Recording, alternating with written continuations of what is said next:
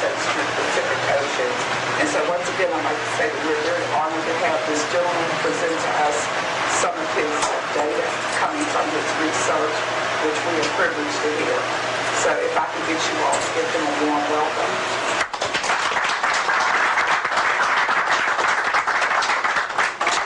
We have the magazine, and he has so many magazines this evening, so if anybody has any interest, let us know. Thanks. Thank you, Uma. And it's a real privilege and an honor to be able to make my presentation to you today, because I feel that I am a student. I don't try to portray myself as an expert in anything. I'm not a professional archaeologist. My background, as Uma said, is in journalism, so it's my job to be able to take this vital, important information that's really vital for all of our people, and to try to make it accessible and understandable, put it in everyday language, and that's what our magazine is about. What I want to talk to you about today is the lost history of black Americans. And I'm talking not only about the blacks that are here north of the Rio Grande, but through our entire American continents, north and south. It started for me when I traveled through Mexico about 11 years ago. And I went to a place called Tres Zapotes, or the Three Shoes, which is on the Atlantic coast of Mexico. And there I saw, in a museum, this magnificent sculpture of a stone head, 9 feet tall, weighs 40 tons. Magnificently done, of obviously a black African, portrayed in a kind of a helmet or a crown. I learned that there were about 18 or 19 of these which were found all along the coast of Mexico, and that they were all reliably dated to 1,200 years before Christ. In other words, 3,200 years ago. They belong to a civilization called the Olmecs. Now, when I saw this great head, I thought, well, this couldn't possibly be a black American, but it looks like it. Then I investigated the others. I saw the others that are there. They also portrayed different black Americans, some with full features, some with thinner ones, different individuals.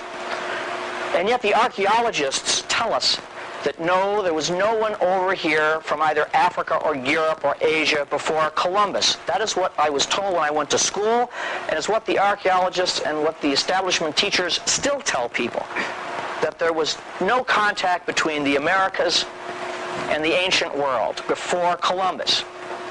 I found that beyond this collection of these great stone heads that belong to this Olmec civilization, that there was a lot more information which is not getting out to the general public about this previous black civilization. It was a black civilization that was here.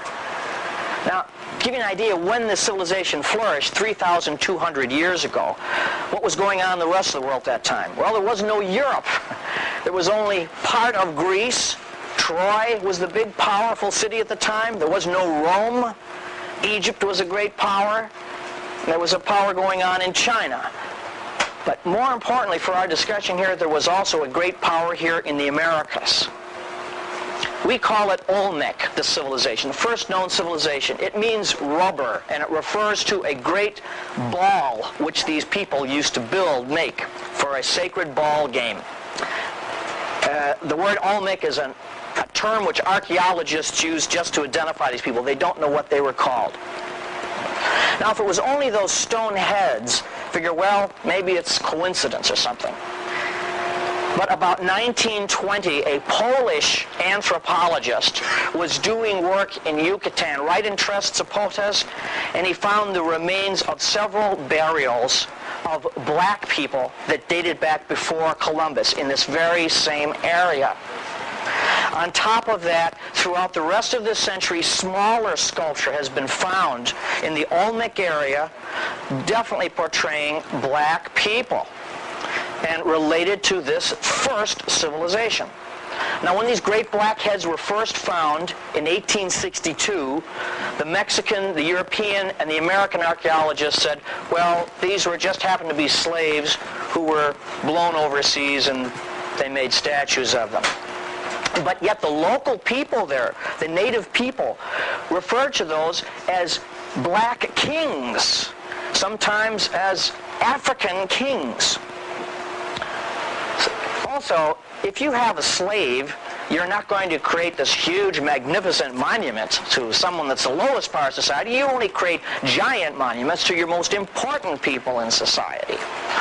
On top of that, all of these great heads that were found were not just laying out in the open. They had been ritually buried with reverence, which means that they probably were great monuments at one time, and then there was a period of mourning, and then they were ritually buried, sort of you interred the greatness of this person. To give you an idea how magnificent these stone heads are, I should mention one thing before I forget too. The archaeologists say, oh no, they don't represent black Africans at all. They represent a kind of Indians. But they resemble, as you'll see in the slides here tonight, nothing resembling Native American Indians. On top of that, they are all crafted out of black basalt. They're not, in other words, the basalt was chosen specifically to represent a black person, someone with black skin. They weigh 40 tons, and they were quarried in a mountain area that was 50 miles away, quarried there and sculpted there, beautifully sculpted, and then transported more than 50 miles to the capital of the Olmec civilization. Well, that's why he can sit there, that's all right. That'd be the same thing today as if you went, say, out to Gainesville, Georgia, found a boulder, crafted it perfectly, and by hand were able to transport it, this 90-ton work, all the way to the downtown Atlanta area. So whoever did this, they were obviously a great people with social organization on the same par of their artistic achievement. This is by no means the end for evidence of blacks in the Americas.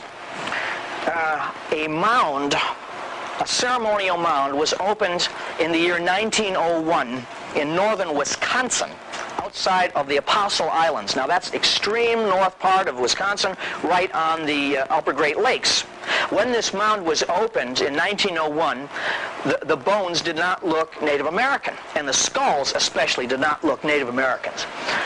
Native Americans, you can tell almost at a glance that they are Native American skulls because the teeth, they meet. The upper and lower jaws. They have either no overbite or very little overbite. These jaws had pronounced overbite. So when the archaeologists found these skulls, they began to think, well, who do these people represent? So from that overbite, they investigated the rest of the jaw structure, the cheekbone structure, the parientals, this area up here, and unquestionably they belong to black people. Now, to be interred in a mound was a sign of honor. The average person in the Native American cultures in Wisconsin, when they died, they were usually buried under the floorboards of the house. It went down further and further. You kept the family literally in your domicile, or else if they were common people, workers and so on, they were just buried anonymously in Potter's Field. The mounds were reserved exclusively for regents, kings, shamans, priests, the movers and shakers of society. These 4 black men that were found in this mound were laid out respectfully with copper goods. Now there's a key there. What were these ancient blacks doing up in northern Wisconsin more than 1,000 years ago? And why with copper goods? The upper Great Lakes of our country forms the richest deposits of copper on earth. Among the largest, but more importantly, the richest, the highest grade copper. It appears that these black Africans were in the upper Great Lakes mining that copper. We do know, for example, that the upper Great Lakes area was the scene of a massive, complex, highly sophisticated copper mining operation. It was so complex that whoever these ancient people were, they dug a trench 5 miles long, were able to drill 60 feet through solid rock to remove this high-grade copper, and they were able to remove, while they were working up there, an astounding 500 million pounds of copper. Now, the Native American Indians, they used copper, it was known as float copper. They'd pick it up off the ground and they'd make it into bracelets and so on. They didn't use much of it. Somebody was involved in making huge amounts of copper mining. Now, who could that have been? Well, if you look on the other side of the world, there were black kingdoms in West Africa, some of it known as Ghana and Mali. And if you study those cultures, and a lot's known about them because they lasted all the way to about 1400 AD, when the Arabs came in. These people were great goldsmiths, great metallurgists. They used lots of copper. Now, what's interesting, folks, is in that area of Africa, there are not many great deposits of copper. Where did they get all this wonderful copper? It's also known that these Africans were tremendous seafarers. They had things known as power canoes, in which there were 60 men manning these canoes. Then, on the other side of the United States, in California, you had a black tribe. And I will show you a drawing that was made from life, a beautiful illustration from life of a man decked out in a kind of an Indian getup, but he's definitely not an Indian. He is a black person. What are we to make of all this? These wonderful comparisons. First of all, there is no doubt whatsoever, regardless of what the establishment archaeologists say, that there were sizable numbers of black people in the Americas, and they were not slaves blown out overseas by mistake. They actually had come here for specific economic and cultural purposes. They raised kingdoms here. Let me just quote from my notes. I don't like to normally do that, but there's so much information here. My brain is so small, I can't get all this stuff down. One of the things that's interesting is that there was a 16th century historian. His name was Peter Martyr. This was a man who was with the Spanish expeditions to Mexico. He was an eyewitness to the Spanish conquest. And in his chronicles, he writes exactly what happened. And Peter Martyr, who accompanied Balboa, you know, the guy that was looking for the Fountain of Youth through Florida, they actually saw native blacks in Florida in the year 1513. There was also a priest by the name of Gregorio Garcia. He said that there were blacks on an island north of Colombia, again in the 16th century, and that the people in Panama referred to a Negro king or a black king who had just recently died. Garcia's associate, his name was Bartholomew Las Cosas. He reported blacks in Florida. They even wrote down the names of these black tribes. The black tribes were known as the Jamasi of Florida, the Caribbees of St. Vincent, and the Chirusas of Brazil. And they were regarded as indigenous black people. In other words, they were there before the Spanish arrived. When the Spanish arrived, they just immediately enslaved them. Those that survived the diseases that were introduced by the Spaniards. So very little of what is known about them beyond these reports exists today. Now, since this information has come out, there has been great strides made in DNA. You're all familiar with the O.J. Simpson trial, how they can get blood types down. And in this DNA research, anthropologists, archaeologists, using computers, have been able to trace the different races that inhabited the Americas before the Spaniards arrived. One of the groups they've traced definitely are Mongoloid that came across the Bering Straits. Now, these terms that I'm using have no social bearing. So when I say Negro or Negroid, it's the same I'm using Caucasoid or Mongoloid. These are scientific terms to identify people. I'm not talking in social terms. The people that came across the Bering Straits, we know about, okay, were Mongoloid. Definitely became the Indians and so on. At least two black strains, pre-Columbian they call them, before Columbus here, existed in America. One of those strains, those black strains, is unequivocally traced back to West Africa. This is revealed in some of the sculpture, the Olmec sculpture, which shows some of the blacks with a peripheral ridge, barely perceptible, a peripheral ridge around the lips. That is traced to a genetic type found in Ghana. It shows you also how excellent the artist was in portraying a real-life person. However, there is another black group, a pre-Columbian black group in the Americas, mostly along the west coast, California, what is now Acapulco, of a black group of people who do not trace their ancestry to Africa. No one can understand where these people have come from. None of them survive anymore. They do not exist. They have been either bred out of existence or they were the victims of disease or whatever. However, with this new DNA testing, which is now, in other words, all the DNA of every group in the world is now fed into a computer. A computer then can make correspondences, comparisons between every other group. This black group, which they found traces of in the Americas, matches, strangely enough, with Micronesia on the other side of the Pacific to a people called the Negritos. These are black people who trace their origins not east from Africa, but westwards across the Pacific. Now that leaves a tremendous problem. How is it possible that these Negritos, or their ancestors, could have possibly come across the vast expanse of the Pacific to come here? Moreover, there's a real cultural problem. The blacks that were here in the Americas were great builders of civilization.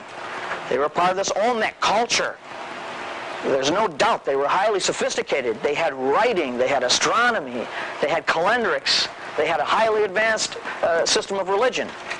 The Negritos, on the other hand, in Micronesia, are not civilized. They are not sophisticated. They are very low-level society. They are like Stone Age or pre-Stone Age people. Genetically, they're the same as these highly advanced people. But culturally, there's a huge difference. So, for the past few years, archaeologists could not figure out what's going on. Now, to jump to something which the archaeologists, it's a real buzzword, it's like the worst thing in the world you can say to them.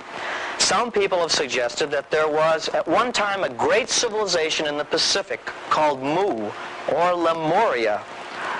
Well, that's probably the worst thing you can say to an archaeologist, because they regard it as total fantasy, totally made-up nonsense.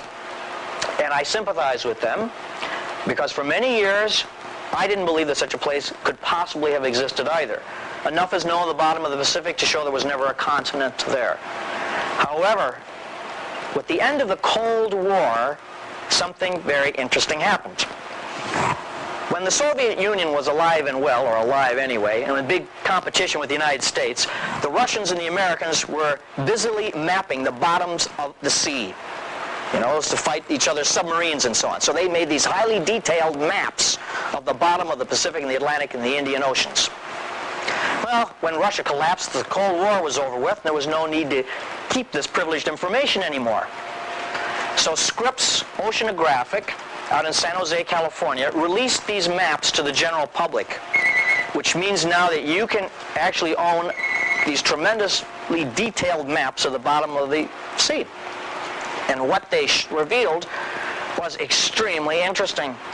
In the Pacific, we now know, and I will show you on the reproduction of this map, there is not a sunken continent, but there is a sunken archipelago, which is almost as big. An archipelago, for those of you that are not familiar with it, is like a string of islands, dry islands, very closely related, and their base underwater is all contiguous. It's all related together. What these maps reveal are a series of huge archipelagos which are in shallow water and which oceanographers know sank very recently. So recently, they could have been occupied by human beings. So right away we thought, well, there's a candidate for Mu or Lemuria, but still doesn't prove anything. It's interesting, but this really existed. Then in summer, last year only, some divers off the coast of Okinawa, South Japan, by accident, made one of the most fabulous discoveries ever. They found an underwater stone city, a magnificent city that stretches over 300 miles. It is from 100 feet to 20 feet below the surface, which means it's within sport diving range. It has been seen by hundreds of divers. It's been broadcast all over Japan and Europe. And what this city reveals is fabulous. It's hardly able to grok it. It's in great shape. It hasn't been destroyed by some cataclysm like a volcano or something. Either the water rose suddenly somehow, the sea level rose, or some volcanic plate dropped. No one knows how exactly. But this city is made up of an enormous 560-foot long pyramid. It's not like a pyramid you see in Egypt. It's like a temple based upon other temples in a pyramidal form. You go further north and there are these great avenues, boulevards, and streets. steps, archways. I'll show you the photographs now. I have some of the shots of this. And more sites are being found. First there was one site found, then there were 3 more. Now 8 different areas of this have been found over a 300-mile area. And that area of Okinawa is part of this great archipelago that sank, the very extreme Asian end of it. And as underwater explorers continue, hopefully, almost for sure, they're going to find more of these. Now, is this Lemuria under the water? Well, if it isn't, I don't know what else it could possibly be. Now, it looks as though there is real physical evidence for this great civilization that flourished at one time. I can say, too, that these buildings that are found underwater bear virtually no resemblance to anything in Japan. A little bit, but very, very little. They mostly resemble, strangely enough, structures you see on the west coast of the Americas. There's a real comparison between some of the things which I saw and photographed in Peru with which we have photographs underwater in Japan. So the theory, and a very plausible one, a very workable one, is that there was a Mu, or Lemuria. By the way, that name recurs all through Asia. It recurs all through the Americas, where, and the Native Americans as well, talk about their ancestors coming from this place which they refer to as Mu, or variants of the name Mu. For example, there's a great city on the coast of Peru, and they call that Chanchan. It belonged to people who call themselves the Chimu. And on this, I've seen this place myself. It's available to anybody that goes there. On the walls of the city that belonged to the Chimu, which has just been unearthed from the desert, by the way. They've only seen the tops of it for years, and now archaeologists are brushing away the desert. And they revealed a very long mural on the side of a wall, which they call the Palace of the Governor, just as a name to tag on. And along the side of this wall, it appears to depict the different history of these people. And part of this long wall shows a series of pyramids underwater with fish swimming over the top. So the basic theory is this: if you put all the myths and everything together, that here was this great island empire, more than an island, almost a continent, which we do know really existed, which still exists, very shallow water. And on this island, mankind, it looks like, evolved more than just civilization, but developed races, specific races. And when this land began to suffer from some geologic catastrophe, began to sink, the people left. And they took all their high technology, their high spirituality, and their culture, and they came, many of them, to the Americas. Relatively few, for one reason or another, went out to what is now Melanesia. And the conditions there are very rough, very hard. And over years, over the time, the generations, the blacks there, they lost their civilization just in a fight for survival, and they got lower and lower. Whereas the blacks that went to Mexico found an environment far more conducive. The Valley of Mexico, you can do a lot of planning there. There they developed civilization, and it rose very high. What's interesting, too, is that in the past, only the past year, a number of skeletal remains have been found all along the west coast also of white people that date back over 9,000 years ago. These bones were first found, and the Indians grabbed them for their own, so we're going to rebury them because they are our ancestors. And the archaeologists looked at them and said, well, that means your ancestors must be white because these bones belong to white men. Then when they did a study of these white bones, these white skulls, they found these were not white Europeans. These were whites that did not come from Europe. Their DNA traced to the Pacific also. So it looks as though this land of Mu or Lemuria evolved at least 2 different races. And when this island civilization declined and sank into the sea, some of them went north, some of the whites went north, and many of the blacks went into the Valley of Mexico and created what we know as the Olmec civilization. Now, why is all this important? And is it just all neat, or is it just exciting? I mean, for myself, it's exciting enough. But history, and this history is very important because it's suppressed. It's not common currency. you go to the colleges or the universities, they will still tell you there's nobody here before Columbus.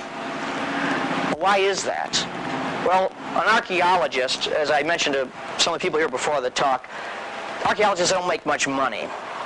They can make money if they teach. What they do, the archaeologist, he makes a name for himself in the field with the idea that eventually he'll go on to the university and he'll have tenure there. Well, then when you get to be a professor, what do? You write a textbook, right? And in the textbook, this is your authority, and means all your students and all your classes have to buy that textbook, right? And if it goes on and on, you've got this income. So then, in this textbook, you make sure you don't offend any of the powers that be, make sure you got your place there. So sure, only Columbus was here. Then somebody comes along and says, look at all these black people that are there. Oh no, that's impossible. No, couldn't possibly be there. He doesn't dare admit that because his textbook would be outdated. He'd have to get rid of his textbook. Nobody would buy his textbook anymore. His main source of revenue is over with. But it's a lie nonetheless. Too bad. It's a lie. Black people were disenthralled. They lost their slavery status. True. That's over with. But if you raise generation upon generation in which you tell your people, in America, your only heritage here is slavery. That's it.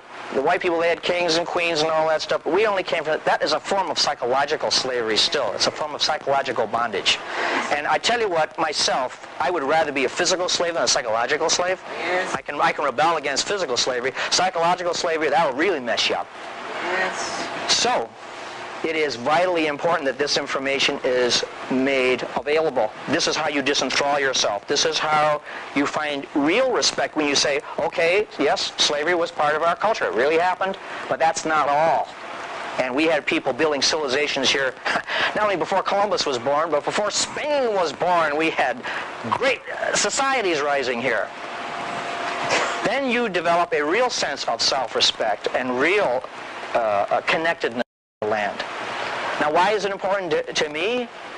That's because it's part of my heritage, too. I'm an American, too. And these people that are suppressing this thing about the blacks are also suppressing the thing about Asians being here, and there were definitely Asians that came here, and Vikings and everything else.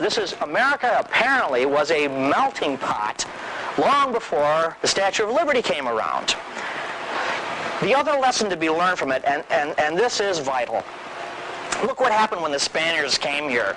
They exterminated everybody. They enslaved everybody. They coughed on everybody and gave everybody diseases, wiped everybody out. That's the kind of heritage that they did. All these previous great civilizations, we don't know anything about them because they scrubbed them clean. And we're just picking up the pieces now. And it was hardly any better when the Anglo-Saxons came to North America, because when they came here and they saw this beautiful country, do you think they said, oh, look how pretty the trees are in the valley? Well, they might have figured, you know what, look, I can make a profit out of that. I'm going to make money off of that. And so they cleared the trees, they cleared the Indians, everything else, just for the idea of profit. And they wiped everything out. The difference is that when the Africans came, and others too, to the Americas, they didn't come with that attitude. Let me give you an example. There's a guy whose name, can't remember, I have to look it up. Abu Bakari of Mali in the year 1300 AD. Abu Bakari was this black king. And we know, this is not speculative, folks. This is stuff that is chronicled by the Arabs, not by blacks, by Arabs who visited. In the year 1300 AD, he amassed a fleet of 400 ships. You talk about Columbus with his 3 ships. This guy has a fleet. And he's going across to the Americas. And you know what he loaded up his ships with? Gold, iron, and textiles, and feathers. No weapons. He didn't set out to conquer anybody. He went out to trade. He went over there to this rich land to set up trade. And that appears what really happened. These different groups came over not to take it. There might have been conflicts, I'm sure, but the main thrust of all these things was to set up trade in a mutual bargaining system, and that's what created the Olmec civilization. Because Olmec civilization, I don't mean to say it's totally black, that it was something that was created only for black people. No, the leadership was black. And they used and they cooperated with the native people to create an indigenous civilization. See, this is the thing where our critics, the archaeologists will say, oh, Olmec civilization has nothing to do with the blacks, because if that was the case, you'd have an African civilization that's transported into America, and that's not what the Olmecs are. But we're not saying that, see. The Olmec civilization is where you brought black expertise, black mineralogy, and so on, worked with the local people, and created something different. That was the Olmec civilization. So that is the thing to realize, that there is a spirit of cooperation. It's through respect, and we have a historical precedent for that now, see. And I think that leads to lessons for the future. They didn't abuse the environment. They created a great civilization that lasted for a long time.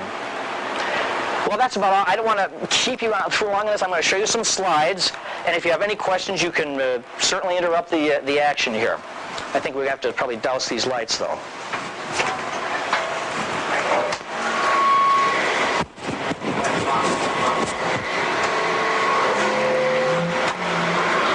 This is just a simple example of the contacts between Africa, North Africa, and Mexico. I'm going to start off very simply at first. This is an Egyptian god, ancient Egyptian god called Sobek. And it's portrayed with the body of a man and the head of a crocodile. Now, this does not mean that the ancient Egyptians believed such a monstrosity actually existed. This is a symbol of protection. You see, he's there with a little boy, with Pharaoh's son, Amenhotep III.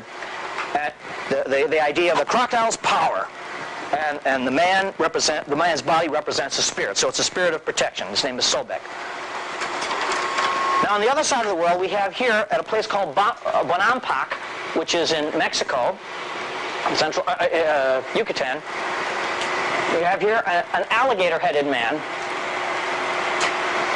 He has, growing out of him here, a lotus, which is the exact same symbol associated with Sobek, by the way, which is a symbol of rebirth, regeneration. He is also a guardian. This is supposed to be one of the kings, one of the protecting deity. His name was Sipankali, which is not that far from Sobek. This is a representation of what Sobek would have basically looked like. He's holding an ankh, which is a symbol of life, which has also been found in some of the temples in Mexico, and this is the scepter of his authority. Now here is just one of the 19 Olmec heads that are found all over Veracruz. Now what's interesting too is that all of these black heads have been found in Tres Zapotes. Now that's interesting because Tres Zapotes was the old capital of the Aztec Empire. So in other words, these were the top guys. Now, the real debate is, what were they? Were they kings or were they something else? This is a representation of another a badly damaged structure, statue nonetheless, that was found in a tomb in Mexico. This is one of the common heads that is found also in Veracruz. Now, it's interestingly enough, there are a number of these black representations which show no body, show just the head. What does that mean? The head was considered amongst many Mesoamerican civilizations as the seat of the soul, that the body itself was relatively unimportant. The eyes and the head and so forth and the skull were considered sacred. This is a representation of what appears to be a god that was found, that has suggested of Negroid characteristics, but it was found buried with the bones of a black person, also in Mexico.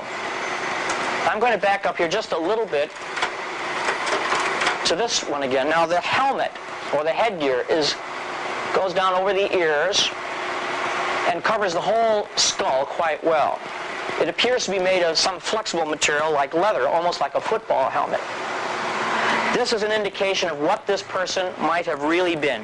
He may not have been a king, but he may have been somebody which was considered even more important.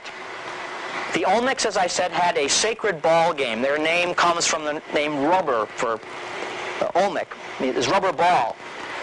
This ball game they played represented the course of the sun across the sky. The ball symbolized the sun. And it was played, this game was played by two opposing teams.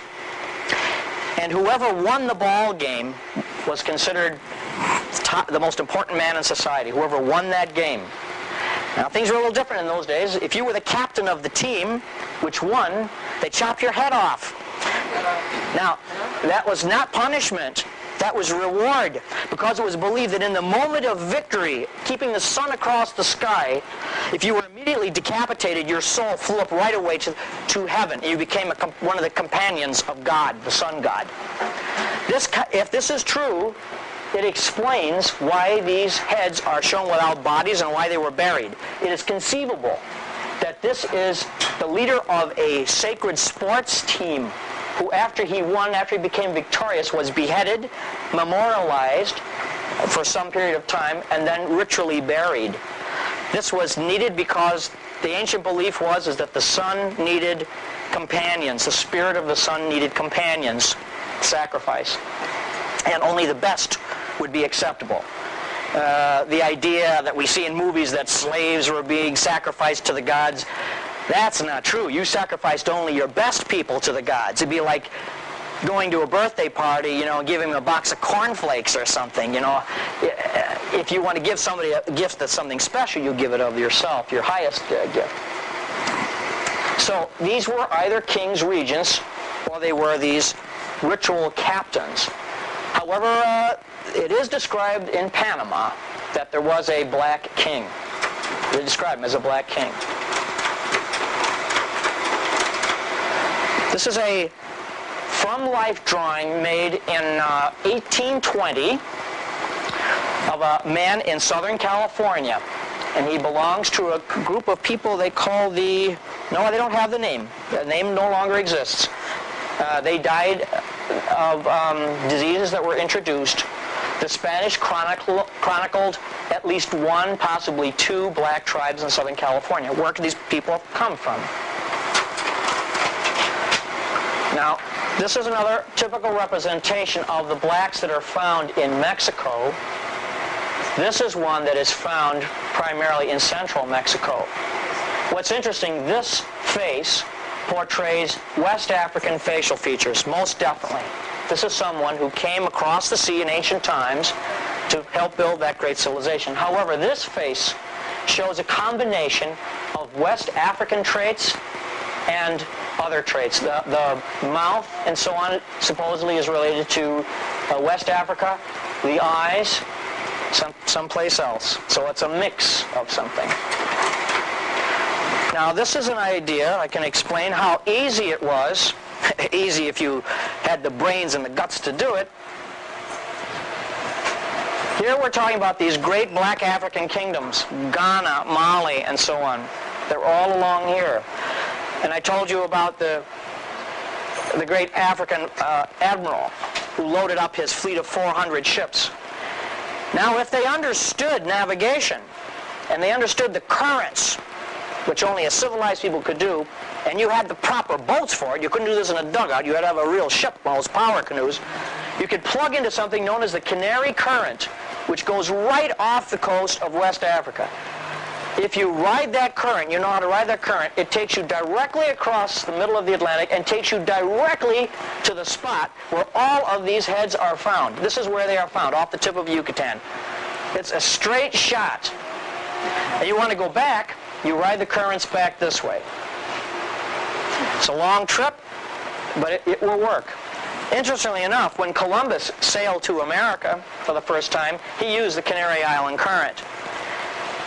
When Thor Heyerdahl made his balsa raft called Ra, he also used the Canary Island Current and took him directly there.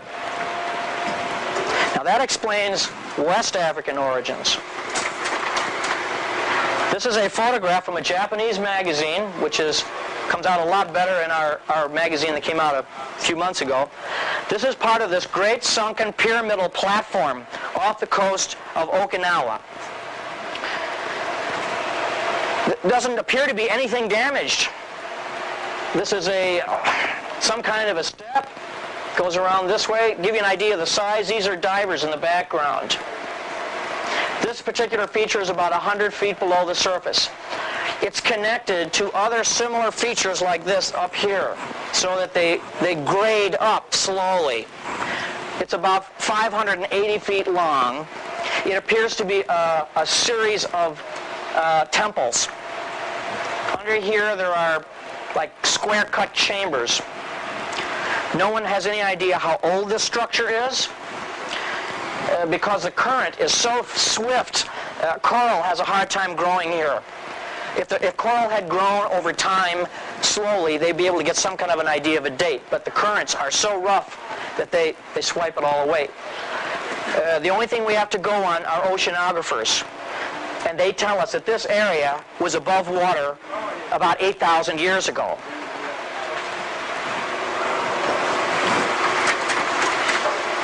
This is a diver, I'll show you here, swimming in one of the arches.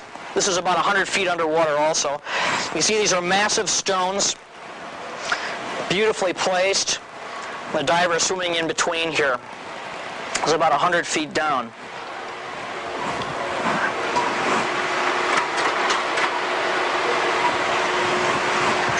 This is a flight of huge, enormous steps.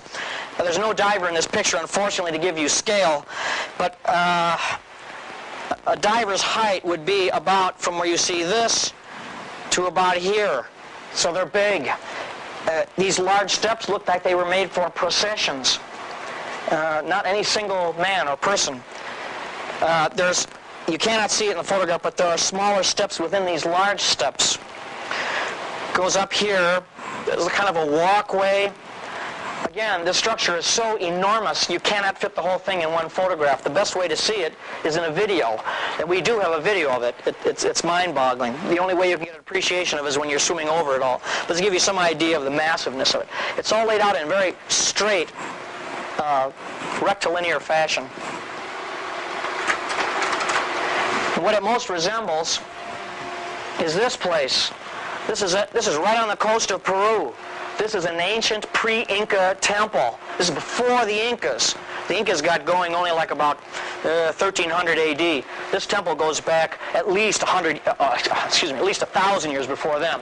And there's a similarity. Notice here again the steps. This, and go back to Japan. Now this is, keep in mind, this is on the coast of Peru, South America. And see, there's a kind of general similarity in the basic linear outline. The structure as a whole closely resembles this. This is called the Pyramid of the Sun. It's an enormous adobe pyramid. It's in bad shape now thanks to the Spaniards. It was in much better shape before they came. It's an enormous adobe pyramid that was built by people called the Mochica. Again, pre-Inca. This goes back at least 2,000 years ago. Again, you have these kind of platforms and right angles. To give you an idea of the size, there's people there. What the Spaniards did, this is all mud brick, but when it's fired, it becomes almost imperishable.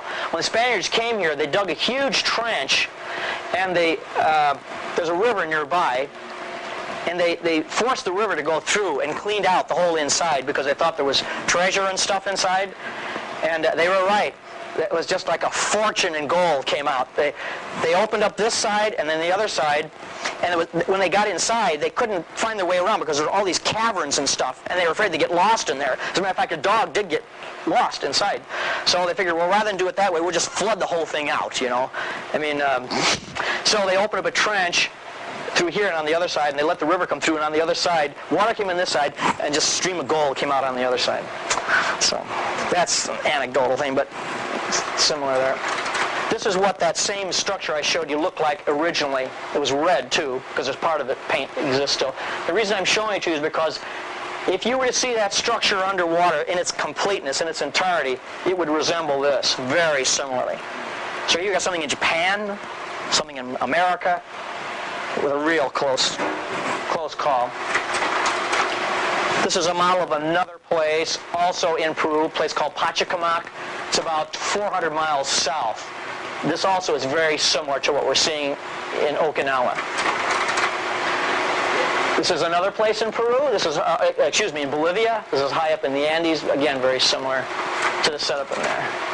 This is this wall that I told you about. It's just been uncovered from the sand, which more or less protected it for 2,000 years. There's a place called Chanshan, belonged to people called the Chimu, and this is the wall of their history. Further down, you'll see how people arrived in Peru and so on. And here, this at the very beginning, it shows these pyramids with fish swimming over the top. It's another example. There you can see the fish a little bit better. Now, how is it possible that people could have gone across the Pacific, for gosh sakes? Again, if you are dealing with a very competent maritime people, here we have the great civilizations of the Incas, the Mochica, the Chimu, all along here that I just showed you. Over here in Japan, this is where this is where the sunken structures are, down here. So if you know how to work the currents, you can at least traverse this area pretty well and plug into this area here. So it's not impossible that they could navigate those, but there's a better explanation than these currents. This is a visualization of what Mu or Lemuria looked like. I wish I could be more detailed. This is a painting which is based on the collective details of various myths from Asia, Africa, and the New World. And apparently these myths are telling the truth, because this painting was made like about, 60 years ago, and yet it's portraying essentially the same type of architecture that we're seeing under the water in Okinawa, again square cut. Lemuria was a very mountainous place. It was very rich. The people there were extremely powerful culturally. Apparently this civilization was a good civilization. They did not abuse the environment. The Atlanteans did, that's another story. But the Lemurian people, after they reached this very high level of material wealth, became very interested in spiritual ideas. And it was as they were developing these spiritual ideas that this land began to fight a losing battle with the sea. We don't know exactly what happened. However, Lemuria is on part, and I say is because I'll show you the map shortly, is on what is known as the Ring of Fire. And the Ring of Fire is this enormous tear, a rip in the ocean bottom that skirts the entire Pacific. It's called the Ring of Fire because it's a ring of volcanoes. Islands are sinking and rising all the time. So what happened is that somehow this disaster undermined the foundations of Lemuria, and the place slowly sank and they had to leave.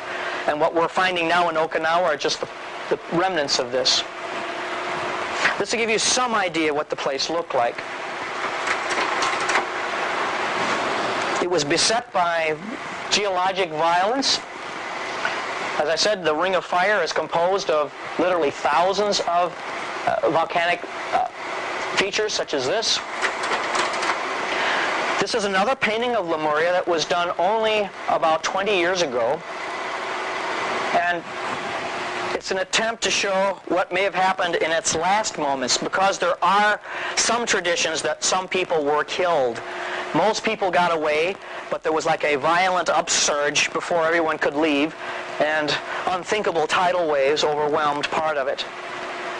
And again, you see the disaster in its final episode. The area was also probably susceptible to this phenomena, which you don't find in the Atlantic. The Ring of Fire produces a lot of gas, which is not incandescent, just thin gas. It only then takes a slight spark to set off this incandescence, which are these great clouds of fire. Now, some of the myths related to Mu and Lemuria talk about clouds of fire which terrorized the people, set the trees on fire. The people ran up the sides of the mountains to try to escape clouds of fire. When those clouds of fire were discussed, first of all, in the myths, the archaeologists said, well, that's just a story, a fable. They didn't know about this incandescent gas, which does take place only in the Pacific, so far as we know, not in the Atlantic, where you have violent outgassing.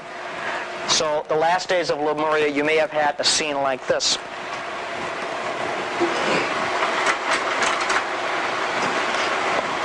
Now, it's not known that there was a major volcanic eruption on Lemuria itself, although it's suggested nonetheless.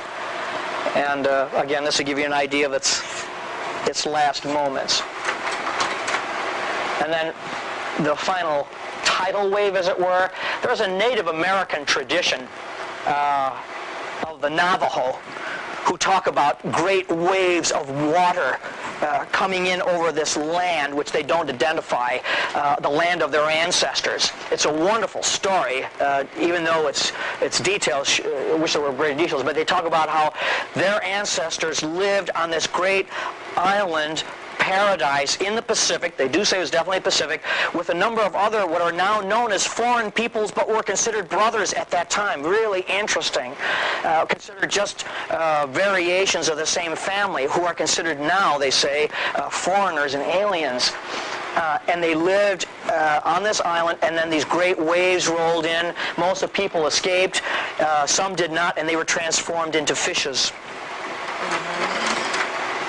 Now, this is the map of Scripps Oceanographic, which has all these wonderful details of the bottom of the Pacific that were not available to civilians before the end of the Cold War.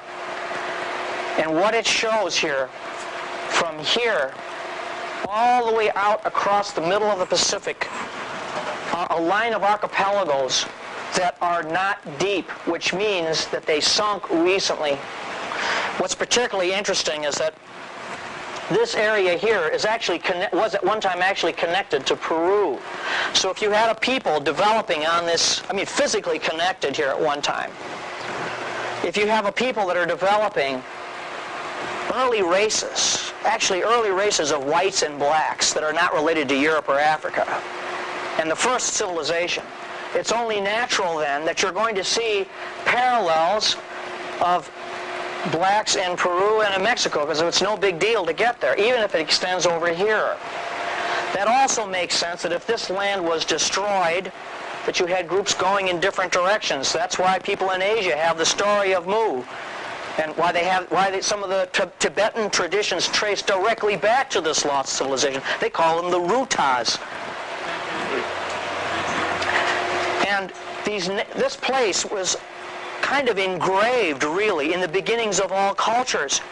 Now, what about these blacks that went eventually, were great seafarers? What do they call them? They call them the Moors. Well, the word Moor doesn't really make any sense in any African language, but if you break it down, it looks like a corruption of the people or the person of Mu, because the R is a determination. It's not the real word, so it would be like Mu-R. So it could have been part of this proud heritage, and it seems that way. The trouble is, of course, is that now it's up to us to try to make sense of all this, because the great disaster of the modern European infestation of America wiped all this clean. There was a bishop, his name was De Landa, and he was a Catholic Spanish bishop. And when he came to the Americas, he was put in charge of all of Yucatan. This is about 1590, I guess, something like that. And he got to be real friends with the Mayan Indians. He said, "Oh, it's very interesting. Bring me all your books." So they brought him all these books, and their books were interesting. They were just long leaves all attached together. And they had the entire history of their people, their astronomy, their science, their folk tales, their medicine, everything. And he put them in a big pile and burned them. Totally gone.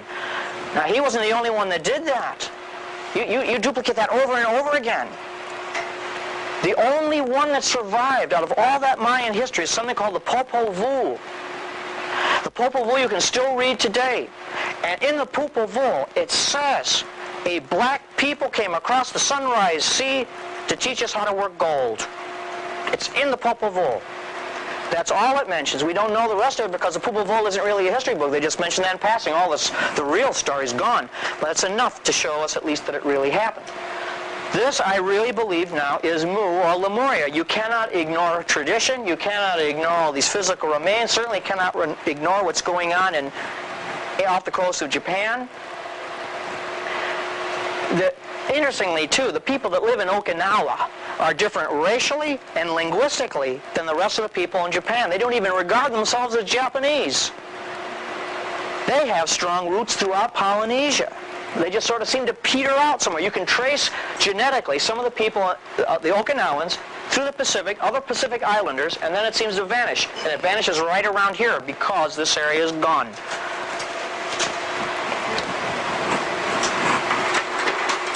Well, that really is all I had to show. I don't want to keep you all night. I'm such a fanatic on this that I could talk forever. So if you have any questions at all, or is anything I can try to answer for you, I'd be glad to. Really, I've answered all. Yes.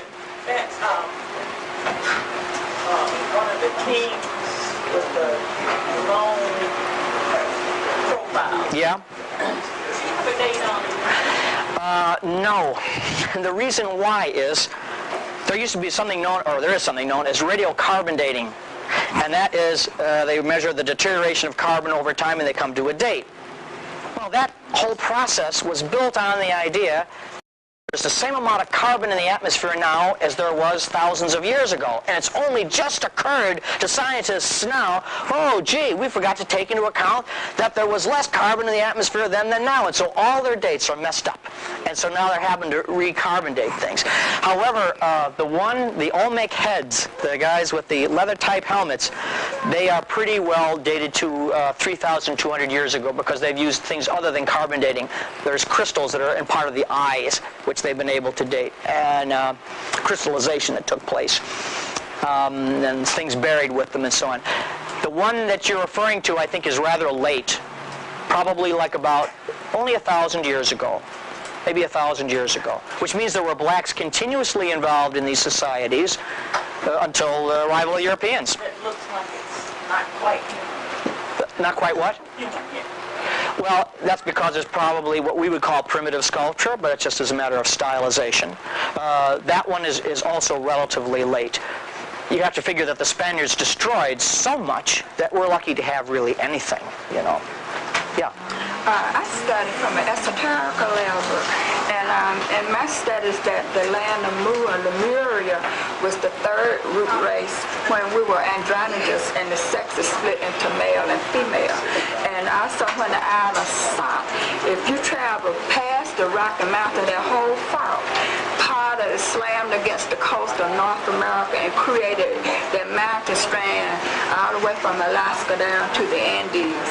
And if you cross over the Rocky Mountains, you'll find that everything is different there. The trees are larger, the culture is different there. Mm-hmm. So that was original part of the land of Mu that slammed against the continent of North America.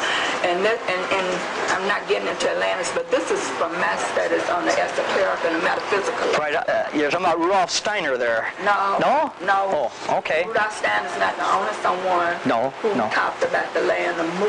Right, right. I'm not really too much in the esoteric of it because I know people differ on that quite a bit. And so I'm just trying to find the hard evidence that everybody can use to build on, you know, and... Now you're speaking of the city of Japan. There also is something like the Bermuda Triangle that's there over there on the coast of Okinawa, also on Florida, and it's another vortex over in there. I wouldn't be surprised. On a similar, like the line, like the equator, if you draw a line across it, they're located in the same location. There seem to be correspondences. Yes, sir. Question, I was reading earlier this week, as a matter of fact, about some bones that were found. Now, this is the other coast now. We're getting over to the East Coast. I'm talking about Jamestown.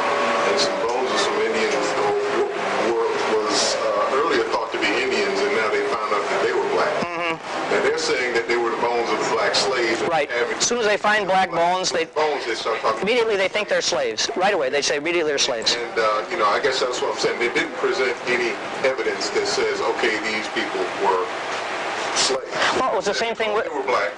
Right away they say they're slaves. When they found those heads, they said, oh, they're slaves, right off, without even looking into it. Or when they found the bones, they think they're slaves. But you see now, with all of the new scientific dating that's here, well, it's not possible. You know, they were something else. I just learned here from somebody in our audience that there's a cemetery that's been found in New York of a black population, an actual black population in New York that was definitely before Columbus, that they were able to actually trace back the origin of the name, like the word Broadway and Spring Street, to the shipbuilding people that were there in New York. It makes a great deal of sense. And I think that place was probably had to do with this great copper trade, because copper in those days was like what plutonium is to our atomic age, because from copper you made bronze, you made tools, you made the best weapons, so it was vitally important. And I think that this place in New York might have been part of that. And they are not slaves, because you do not memorialize people, like I say, like that. You mentioned New York. What part of that? I don't know. Was I don't know. I just heard about it from this gentleman here earlier tonight. I don't know like that. I'm all new to it.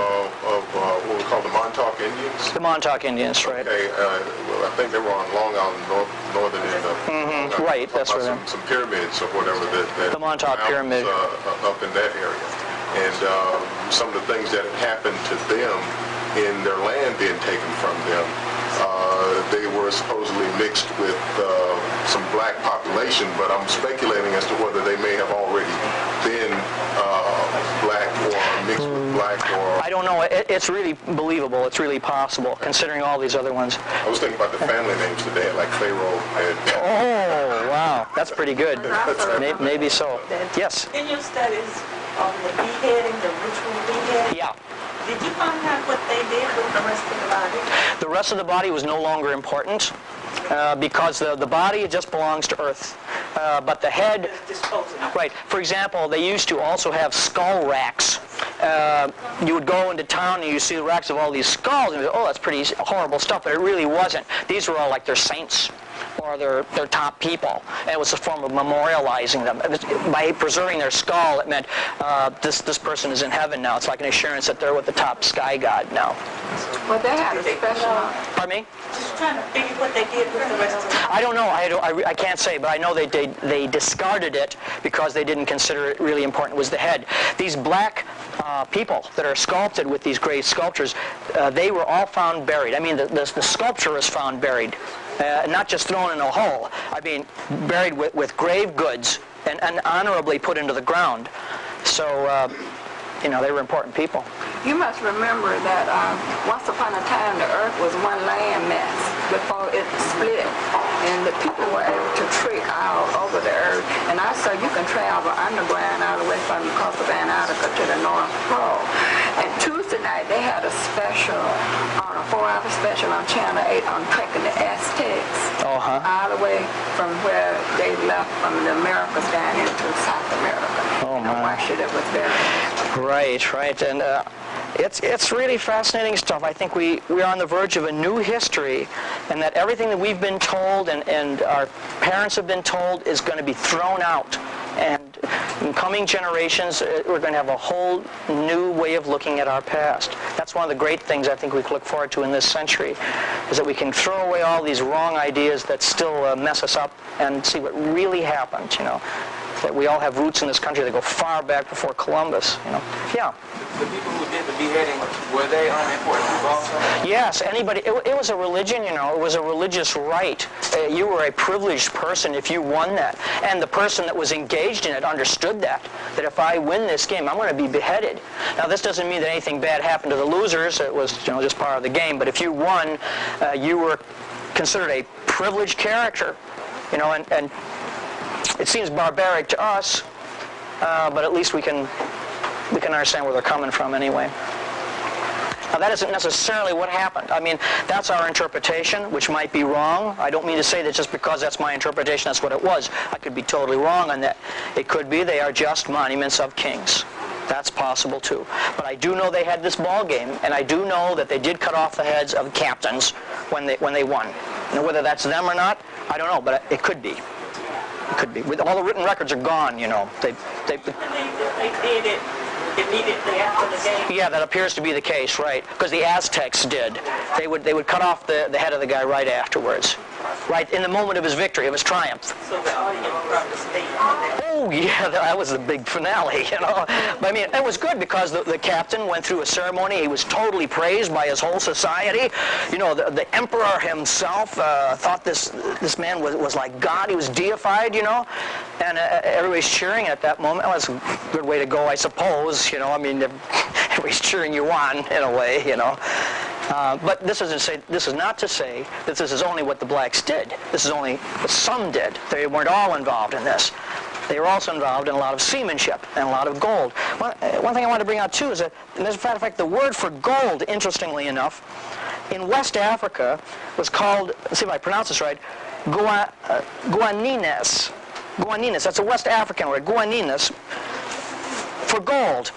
When Columbus was talking to the natives in San Salvador, they referred to gold as guanines. Same thing. So there's a lot of more parallels than I have time to talk about here. Well, I thank you all for coming and letting me share this with you, and I hope you find our magazine worthwhile. The purpose of Ancient American is to get facts like this out. Our issue, as you can see here, is dedicated to this. And we're going to keep telling the truth, even though the archaeologists keep saying that we're full of baloney. But I don't think we are. Well, thank you very much. I appreciate your coming.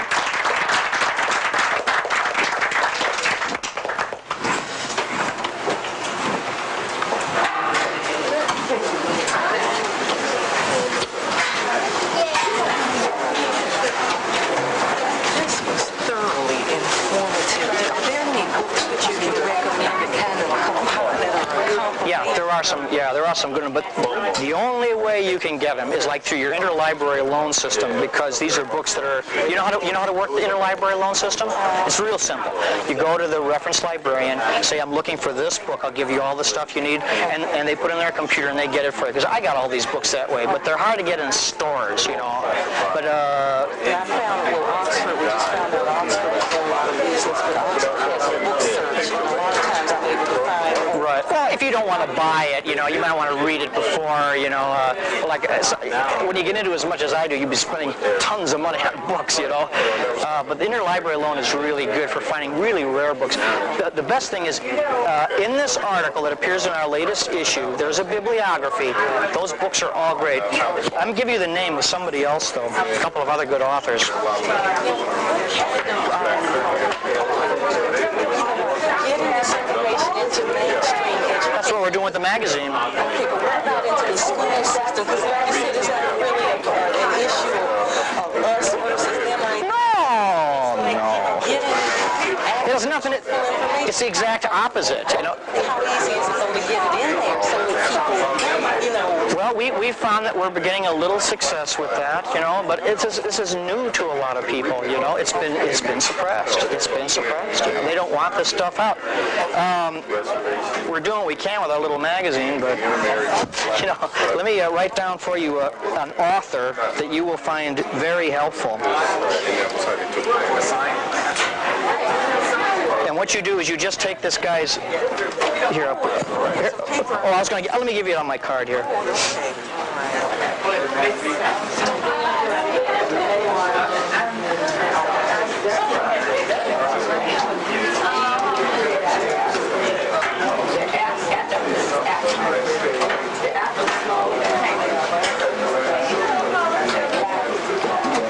So right, it's the psychological bondage that hinders people. Sure. Because yeah, when it's physical, you can, you know. Something you can fight against, you know, but if you're... And then they wonder where all these problems stem from, you know, and they keep treating crime and drugs and all, but just attacking symptoms. They're not going after the causes, see. Band-Aid on a bullet wound. And believe me, it messes everybody up. I mean, everybody. Because white people also, our heritage is all screwed up because we're portrayed as nothing but slave masters. That's not a nice heritage either. The truth. Nobody's getting the truth. Nobody's getting the truth. So, yeah. One question I want to ask you is that this information, the research that you're doing, and the input that you're getting from the archaeologists, is that information going to people in government? I mean, who are you trying? I know you have to go to the... You know who I'm trying to reach? Trying to go to the craft. Yeah, that's one people I'm concerned about, quite honestly. I mean, I'm interested in college students. Do you get on college campuses? Sometimes. But I mean, we're primarily trying to reach just people like you. Honestly, that's the real power. You know, the hell with the politicians. I don't think they can be even educated. I'm not interested in them at all anymore. I think it's the common people that need to know this, and let it be a grassroots thing. Let it travel by word of mouth. That's more powerful than anything. Once you've got this stuff amongst, They have to know. you got all the students. We have to get them interested in it Yeah. and go and do the research themselves. I just returned a book to the library.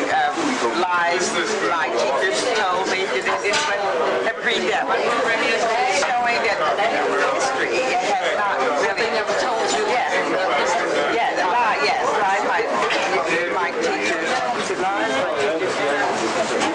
Something like that. And Howard Zinn wrote the introduction to it. But certainly, Thank you very much for coming. I hope it was worthwhile. corrected and rewritten. It's She do something, you know. So he's not gonna come out there and rewrite the books. The thing is that they don't know, sometimes they're not, they don't have the information. The people who are in control. No, I'm not quite sure that. I mean, not, the people who are in control know, but I mean, some of the instructors don't know. They have Okay. been taught. Now this book you can get from me. It's really good. American Discovery. It talks a lot about what I've been mentioning here and a lot more. It talks about all the different peoples that came here, but he's got a whole long chapter, actually several chapters on black Africans and blacks who were here. Okay, that you can get from me. I think it's about $20. Now these are two authors. They've written several books. The thing for you to do is you go to Interlibrary Loan System, have them punch these names in and say, I want anything by these guys. I don't have it with me, but you can get it from me. This is my address there. It's $20. I'm not trying to sell you a book, but believe me, it's really good. Where are you? I mean, Where are you? I'm from Wisconsin. Are you from Wisconsin? Yeah. Sure. I'd like a card too. Sure, of course. Snap a card just for Gail. I think she got out of she lost faith in the discipline. That's nice, isn't it, though? Terrible. Yeah, it's so political. Teaching is so political. These two people, this guy's around 1970. I don't know his year exactly. This is, okay, Alexander von Rutenau is this German anthropologist that came and lived in Mexico. He sees all this black stuff. He's written several books on blacks in America. They're just impeccable. They're so good. And they're easy to read, too. This guy is probably harder to get, but he did basically, he's a Polish anthropologist. See now, what's good is I give this to you, they're not saying, well, these are blacks, they're trying to prove something, you know. Yes. These are white guys, these are trained guys that are saying this, you know. Giving us truth. Exactly. They're not trying to colorize it one way or the other. No, exactly. Tell it. That's the pattern of the German scientists have always been a little more true, a little more scientific. The middle European, this other guy's Polish, he's very honest too. And they both say Which one is Polish? this guy here, I can't even pronounce his name, Andrzej Wierzyński. You can get both of their books, or actually they have several books, by just going to your reference librarian. You think these are? I got them. Why? You should be able to too. And what they'll do is if they can't find, just say, I want any book by any of these guys. Yes. Alexander von Rutenau, you'll have no problem getting anything from him. His stuff is still, it's not in print, but it's in all the libraries.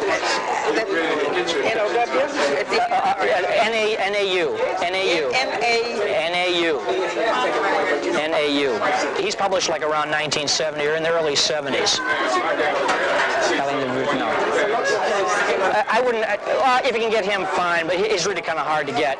What they'll do is they'll make a search through your state with a computer. If they can find it there, they get the book for you in about a week or so. If not, then they enlarge it to the next state, so they'll definitely get it. And those are great to start. They list bibliographies in the back, so if you want more reading, you can get more, you know. That's Van Soderman. Oh, Van Soderman, yes, yeah, he's excellent, yeah, he's really good, very important man. He relies on these guys a lot. Oh, sure, he's not an old guy, I think he's 50s, I think, something like that, yeah. Is he still one of the universities? He was here about a year. He's a really important researcher. But see, none of these people though are mentioning what I talked to tonight because this is all brand new. It's all brand new stuff, you I know. was in New York when they brought in the head, the Almanac head. Oh, really? You saw it, huh? Well, they brought it into New York. Yeah? So one of the, I guess it was, what is your work? I'm a journalist. You're a journalist? Editor. So a TV man just stopped a regular guy on the street and said, what do you think about it? You know, and he looked at it and he said, well, it looks like me. Yeah. I'm interested in, I know it's a big paper, but at least it would be by experts. I'd like you to do some speculation. I'm still interested in the disposition of the rest of the body. I mean, speculate. I know what you said. I know what you said.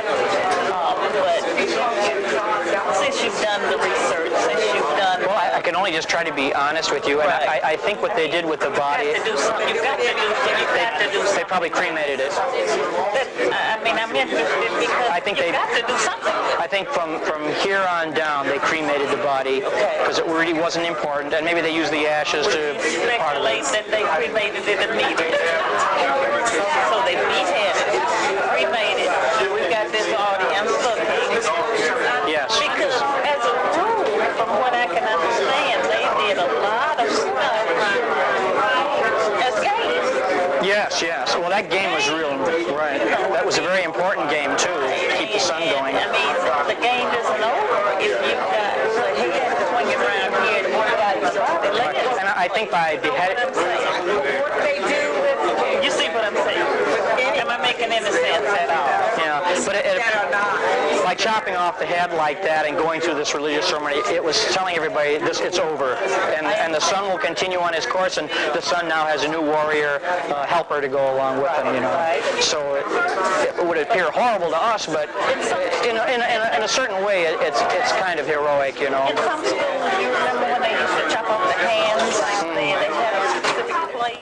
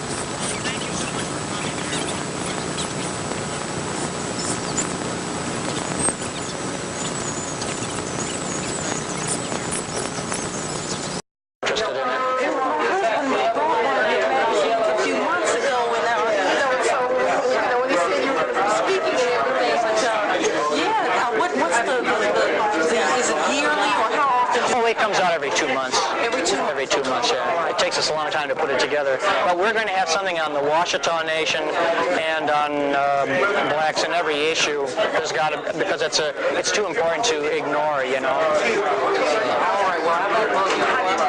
That's okay.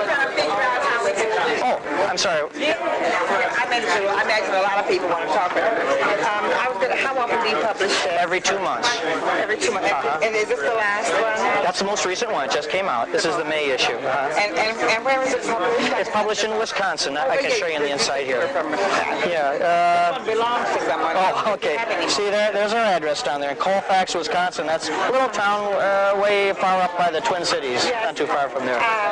See, so it's really multicultural. We have Vikings and Native Americans. It's everything. So it shows that we all have this heritage here, you know. So, but I mean, the archaeologists... Eat. We'll feed you later. All right. Your calling is the same as your father's, 1 hunter and 7 hunter, who died in Xibalba when they went down there to play ball. You are ball players. Well, the twins were so happy to hear that they were ball players and not farmers, they rewarded Rat for all eternity with corn, squash seeds, chili, beans, cacao, and chocolate. And if you find anything in the garbage that you like, you could have that too.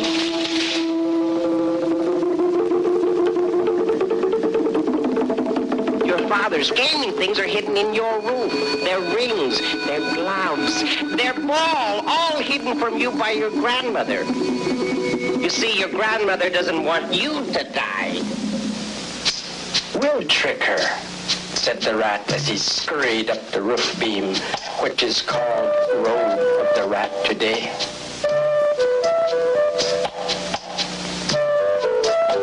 We are hungry, grandmother. We want some chili sauce. Grandmother, we are thirsty. Bring us some water. But then they made sure she wouldn't come back for a long time.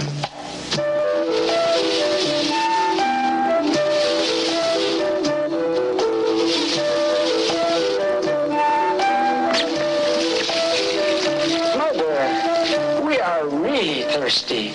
Bring us some water. And they got rid of her too.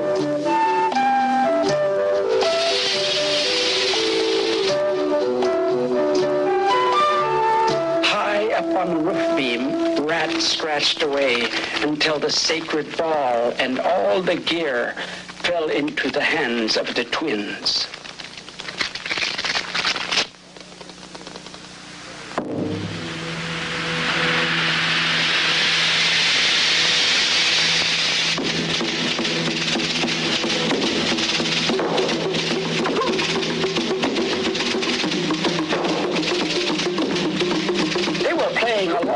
Time on the court of their fathers when the lords of the underworld heard them. Someone up there, over our heads, has started a game again. They were excited by the sound of the ball, and they wanted one for their own. Go and call them. Let them come here to play ball. We'll wound them. We'll beat them. We'll make them crawl. Knife out. One leg out. Parrot out. Skull out. Go call them. Say to them, come with us.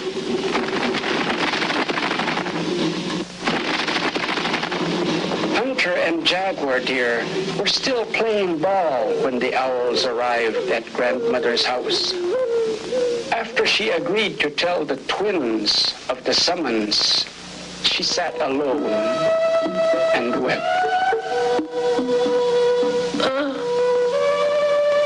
It's just like the coming of the owls before their fathers went off to die in the underworld. Hunter and Jaguar Deer went to console their mothers. Each of us shall plant a corn stalk in the middle of your house. If it dries up, you can say, he must be dead. And if it bears a tassel, you can say, he must be alive. This is our word that we leave with you.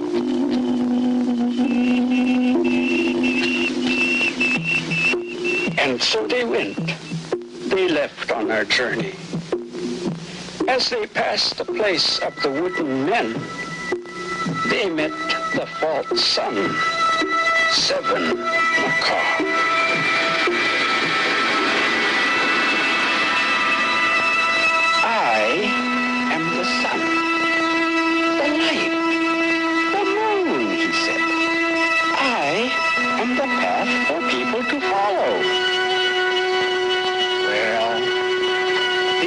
was not a safe place for the sun to rise with this braggart around. And so Heart Up Sky told the twins to shoot him.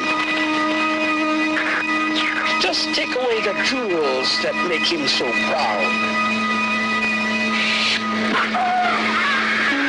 And so they shot him in the jaw. The false pride went out of Seven Macaw, and he died. His wife died too.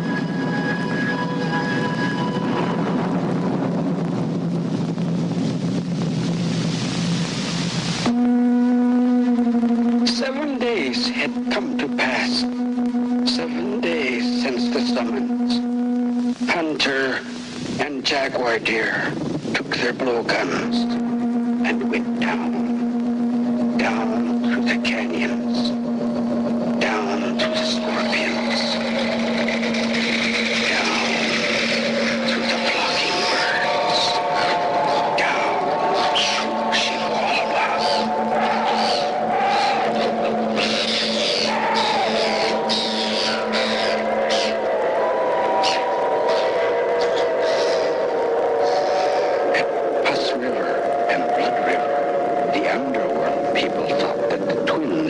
Destroyed, but they did not touch the deadly water. They crossed it on their blowguns.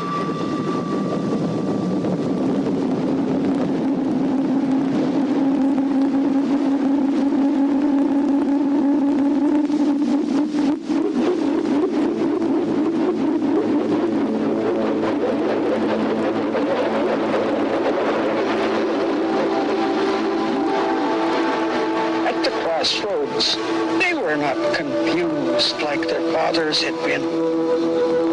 They set a spy ahead. Bite them all and learn their names. And yours will be to suck the blood of people on the road forevermore. That was Mosquito's reward.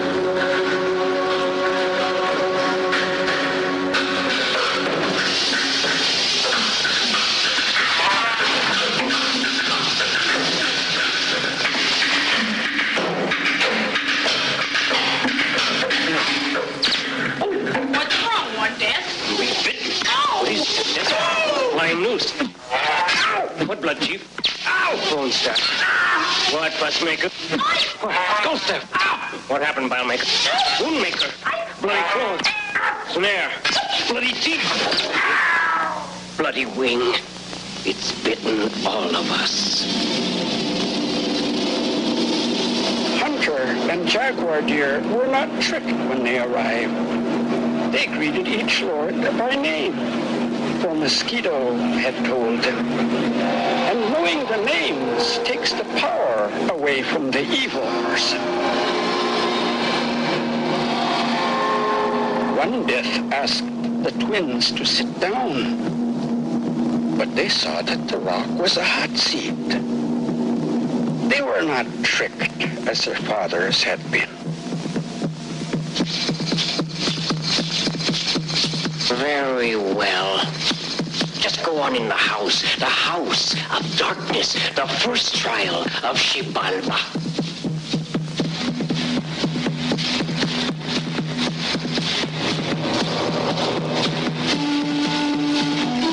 These are your torches.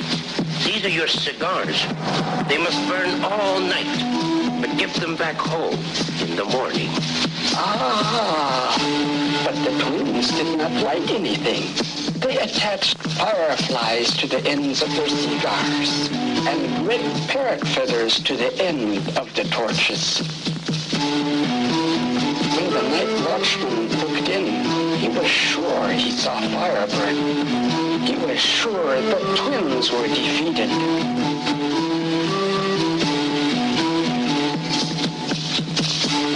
In the morning, they handed back their torches and cigars.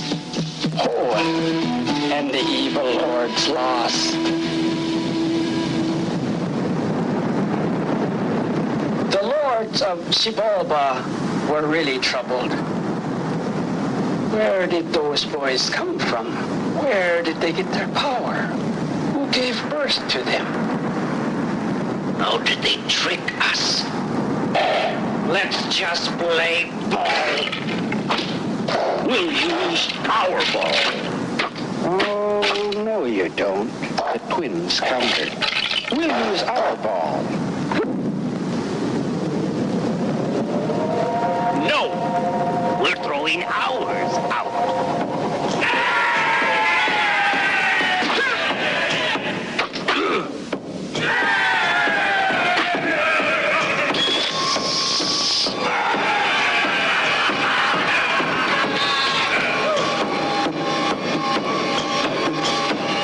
What is this?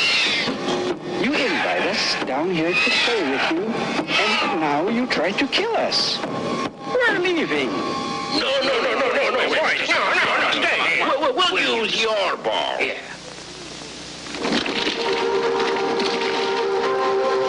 And the ball of the twins went right through Xibalba's ring, and the game was ended.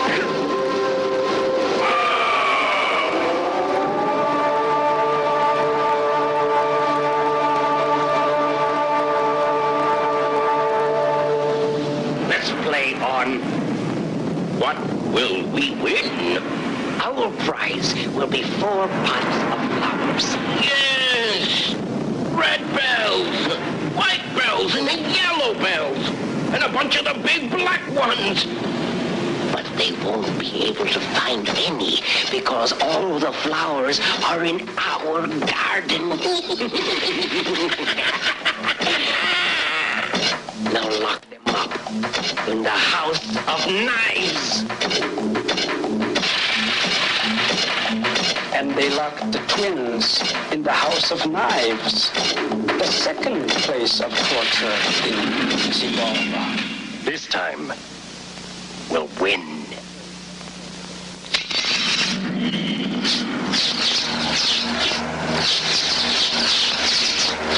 Immediately, the boys spoke to the knives. For all time, what is yours is the flesh of all animals.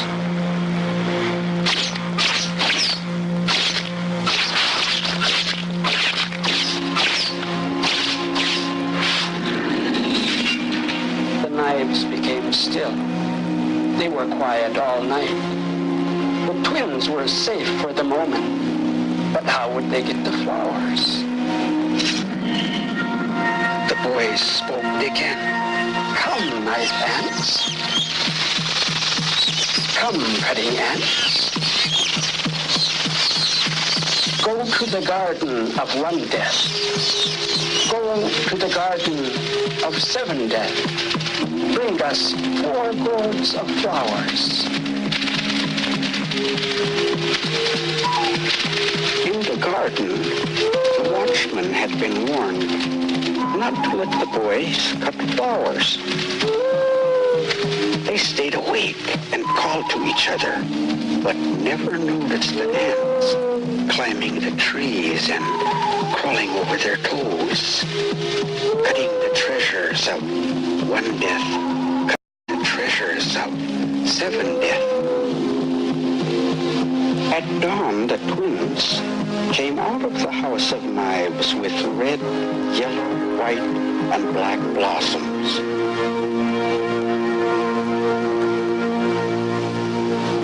The lords became purple with anger and split the owls' mouths as punishment, and that's how they still are.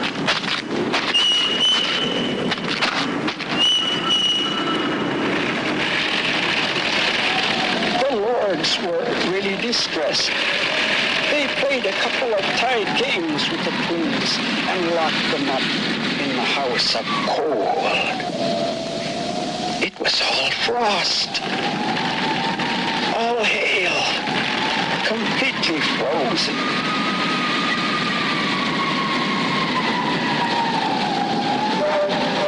The twins destroyed the cold by lighting fires in the old tree stumps.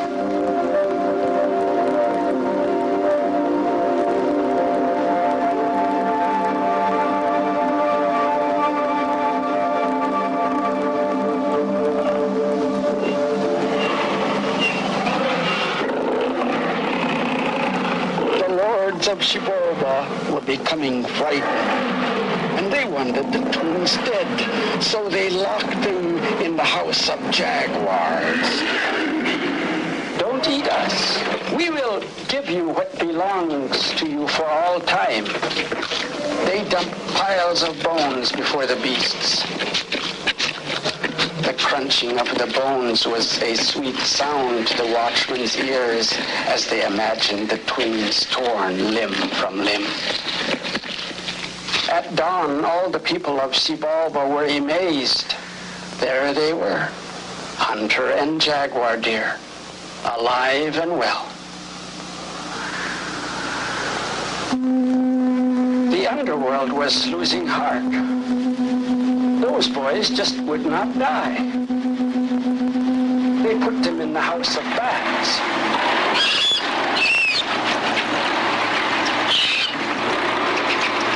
There were nothing but death bats, huge vampire bats with fangs like knives. But crawling into their blowguns, the twins slept soundly all night.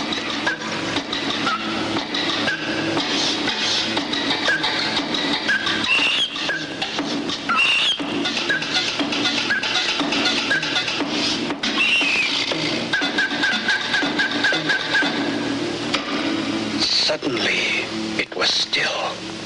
Hunter, how will we see the dawn? I will look.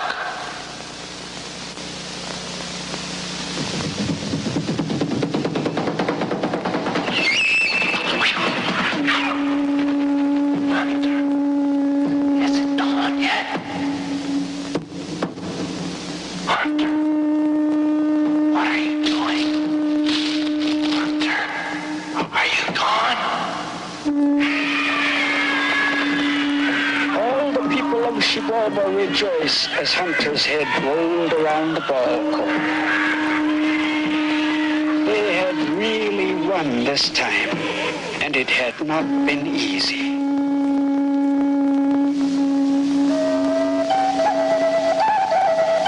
Jaguar deer called all the animals, large and small, to come to him with their food. They brought different things, decaying things, dirty things. At last, Coati brought a pumpkin to become the head of Hunter. It was not easy to finish the face, and so Possum was called to delay the dawn. 4 times he darkened the world, so that Heart of Sky could add brains and finish the face.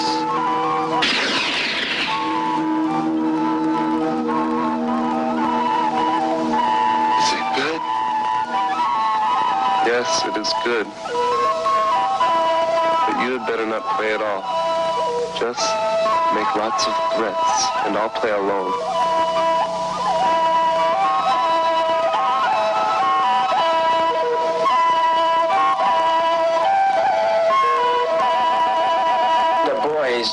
Looked well and healthy. They went down to play ball and saw the head of Hunter at the ball court.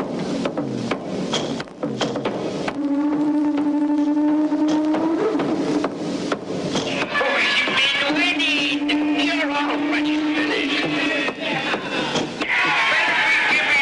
You have already lost. The ball flew up and out of the court. Rabbit had been waiting. He bounded off, and all of Xibalba chased him, shouting and running after what they thought was the ball.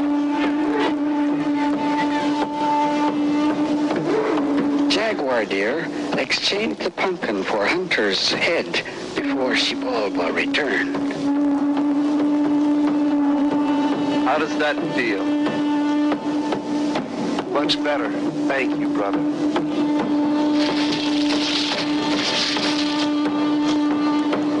Here it is.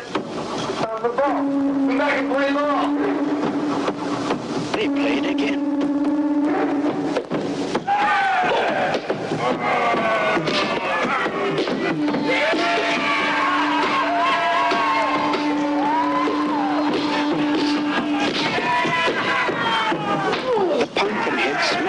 to the wall and sprayed pumpkin seeds over all the lords.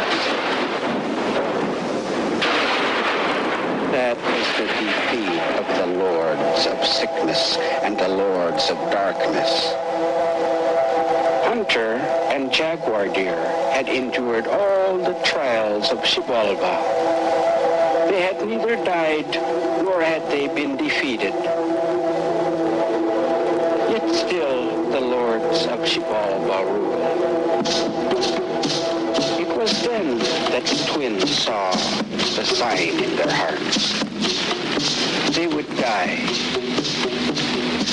by fire in Xibalba, and their bones would be cast into the river. They called 2 seers, 2 sages. Tell the lords to grind our bones on the stone, the way fresh corn is ground, and to throw it into the river. Say that this is your prophecy.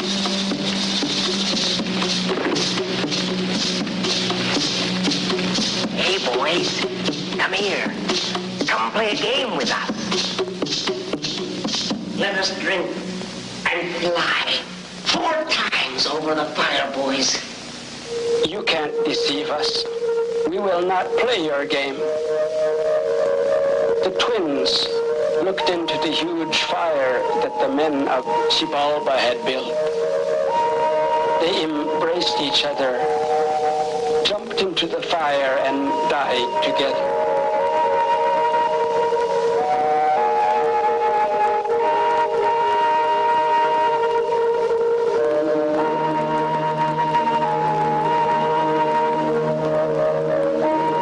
They died that day, just as the seed must die before it is born.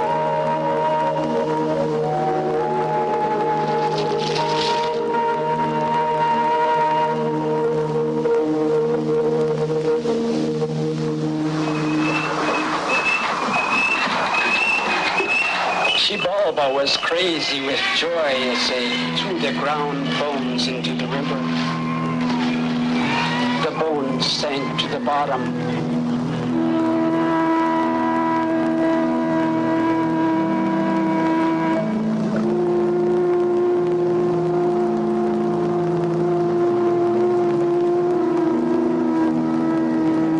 5 days later, they were seen as fishmen.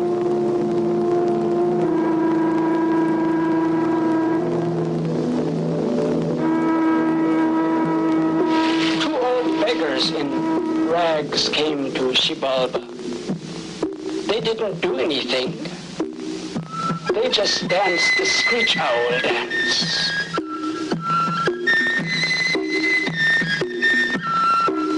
They danced the armadillo.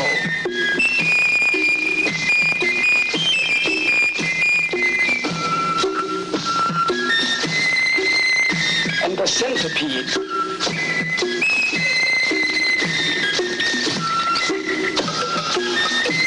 They could dance the stilt dance too. Soon everyone in the underworld was watching them and talking about them, because sometimes they would burn down houses that would be there again.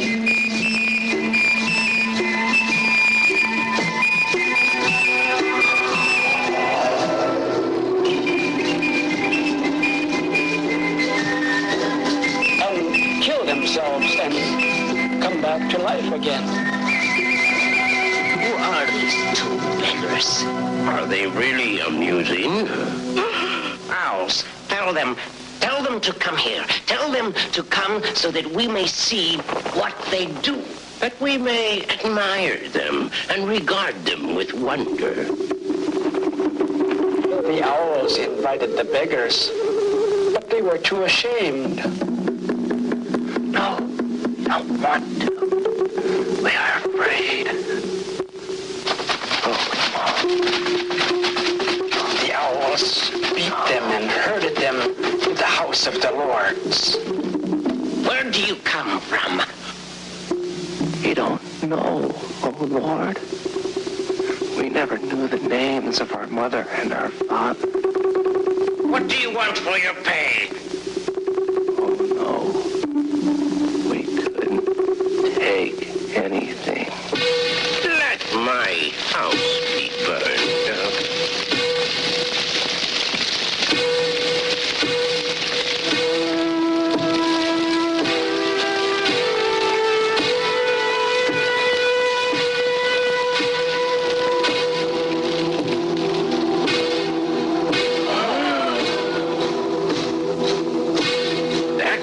Truly marvelous.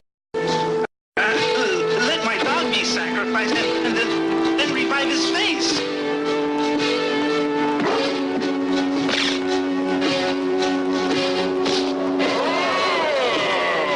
Sacrifice this man. Rip his heart out.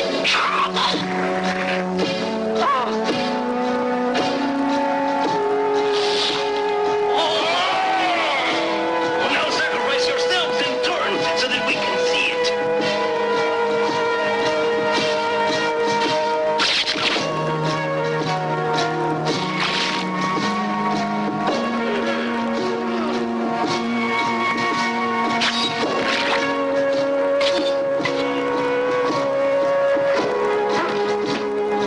This show so gladdened the hearts of one deaf and seven deaf that they felt like they were dancing and making music themselves. Their hearts were filled with the desire and the longing to be part of the dance.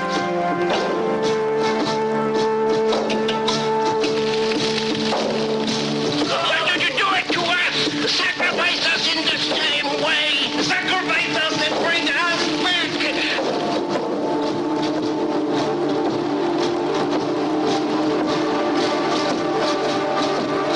Well, they sacrificed one death and seven death, and they did not bring them back to life.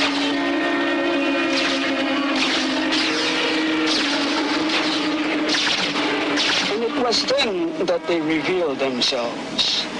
We are hunter and jaguar deer, and these are our fathers who you killed. One hunter and seven hunter. You people will never again be great. We are the avengers of our father's death.